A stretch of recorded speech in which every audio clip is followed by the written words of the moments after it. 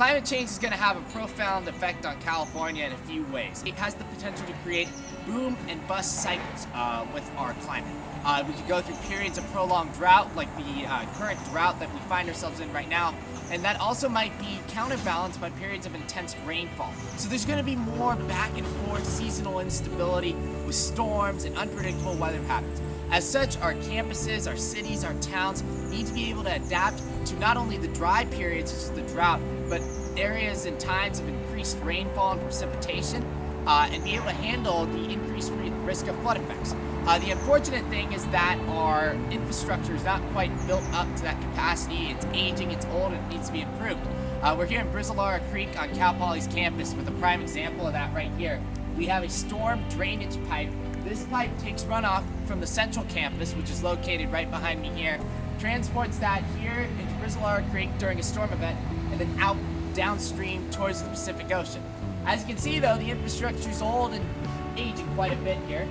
This pipe's corroded out in the bottom, right here, and as it's corroded out, it's caused massive erosion back into this pipe behind me here. It probably goes about 10 feet back, where the land has literally been carved out because of the holes in this pipe.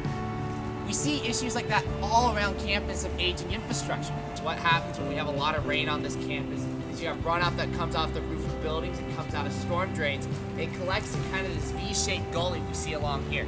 And what that does is, instead of allowing the water to just hit the concrete surfaces and run straight off into a creek, what that does is that allows water to percolate down into the groundwater naturally, and it rids itself of a lot of contaminants and pollutants. And here they aren't properly designed to allow the proper amount of percolation into the ground, so water will sit on the surface and flood instead of properly filtrating into the ground and then onwards into the aquifer. Part of being prepared for the likelihood of these stronger storms is making sure that our current infrastructure we have in place is properly maintained. That ranges from things from making sure storm channels and drains are clear, down to the simple things like clearing out these storm drain grates like this, just making sure things like debris like this are gone and safely removed, allowing for the safe removal of water around campus in case of a storm, and to prevent street flooding. Here you've got pooling water in a storm drain over here that's not very effective. Cal Poly's campus is covered with examples of structural inefficiencies like this that we can adapt to moving forward with climate change in the future. One of the challenges with climate change is how do we adapt and how do we improve ourselves and make ourselves more resilient to climate change and allow our campuses to be safer in the cases of